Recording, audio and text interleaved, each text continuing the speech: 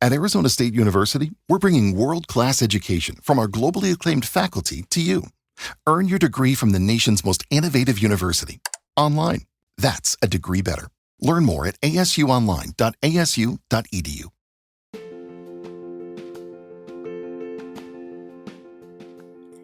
Welcome to the Wired for Success podcast, your show for ambitious, mission-driven entrepreneurs who understand that there's more to entrepreneurship than finding the latest flash-in-the-pan strategies, who understand that in order to build your empire, you need a solid foundation. I wholeheartedly believe that entrepreneurship is the biggest self-development journey you can be on, and it's my mission to help you make that journey easier. In this show, I bring together the very best from science, self-development, and entrepreneurship to set you up for sustainable success. Hi, I'm Claudia Garbutt, the scientist and mindset coach behind this show, and you're listening to the Wired for Success podcast. Hey there, and welcome back to a brand new episode of the Wired for Success podcast, where we talk about all things science, self-development, and entrepreneurship that get you to that next level of success in your life and business. Today, we're going to talk about your most powerful tool, your brain. Ever wondered why you always follow the same patterns in your life, whether they are giving you good results or bad results, and why change is so scary and hard? You are about to find out in today's episode. Hey there, how are you doing? Today I want to talk about how living on autopilot stops you from living up to your true potential and why you need to choose courage over comfort if you want to live an extraordinary life. But before I get ahead of myself, let's take a step back and talk about what it actually means to live on autopilot. So let's look at how you program yourself and what's going on in your brain when you do. The important thing to understand is that the billions of neurons in your brain are constantly sifting through the huge stream of sensory information that is flooding your brain at every second. And it's your brain's job to filter all that incoming information and distinguish between noise and signals. So, what are the important bits of information that you should pay attention to, and what is just noise that can safely be ignored? So, how does your brain decide what's important and what isn't? Well, it always tries to understand the meaning of a piece of information so that it can predict the future based on your current knowledge and your past experiences. And by the way, this is where your beliefs come in handy. They provide context and meaning to new information. So let's say you believe that all rich people are mean and you meet another rich person.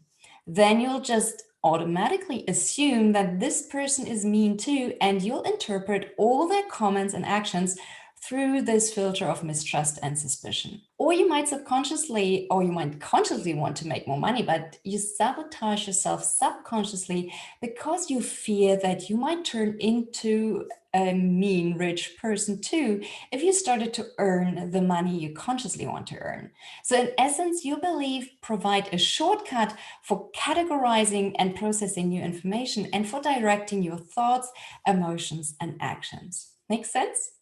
So depending on your beliefs, this can either work out great for you or it can lead to a total disaster if your beliefs are unsupportive and limiting, like the one that I just mentioned. And that's why mindset work is so important when you find yourself stuck, and why working with a mindset coach can completely transform your life and your business. So, if we were to work together, for instance, uncovering those often subconscious limiting beliefs that keep you stuck and shifting them to more positive ones that actually support your goals and aspirations, that would definitely be one of the things we do together. But back to the brain and how it processes incoming information. So once it knows the meaning of a piece of information, it can either bring it to your conscious awareness or choose to discard it so that it doesn't exhaust your limited cognitive capacity. And that's why you're not constantly aware of, say, the clothes you're wearing or the familiar background noise outside your office.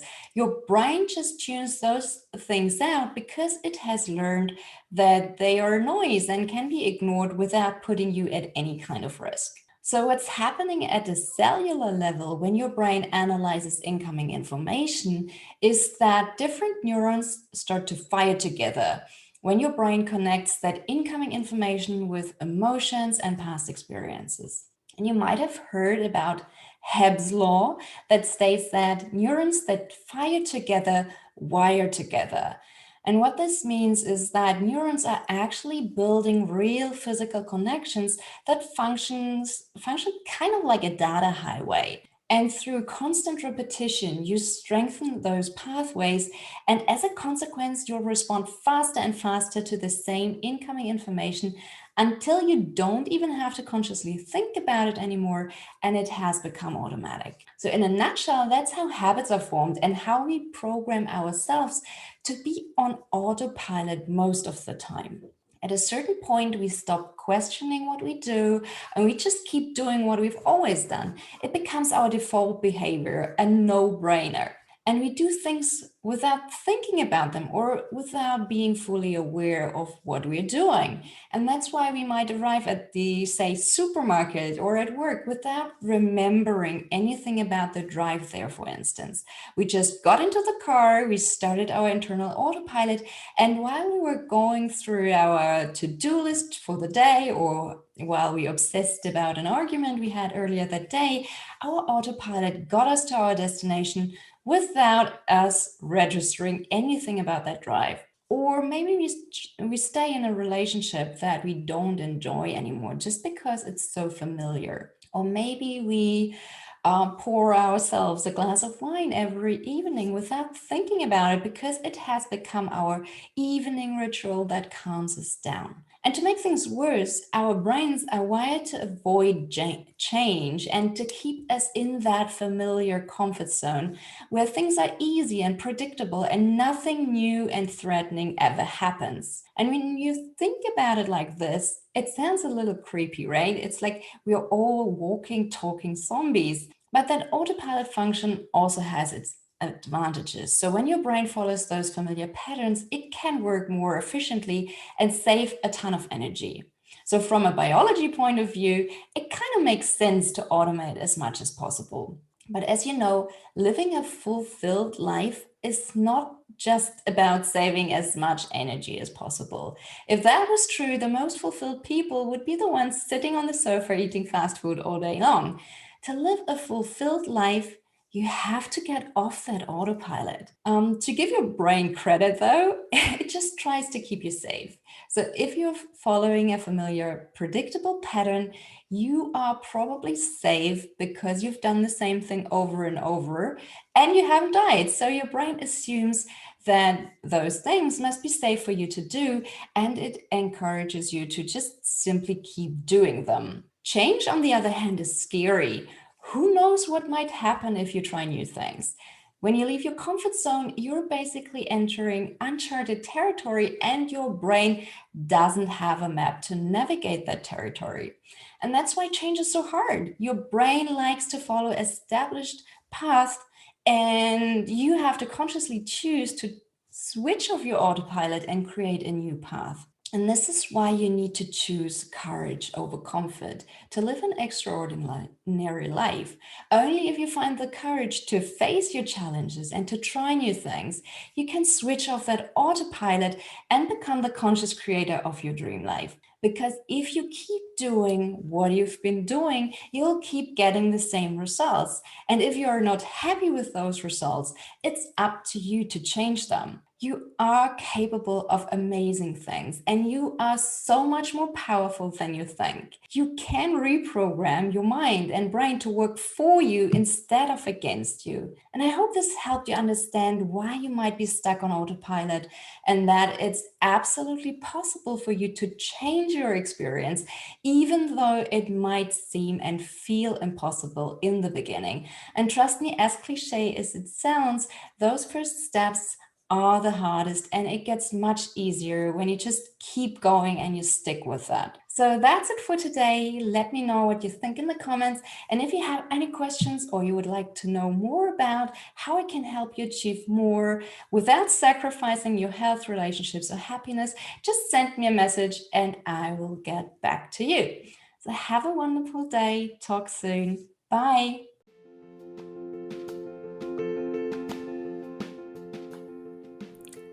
Thank you so much for listening to the Wired for Success podcast.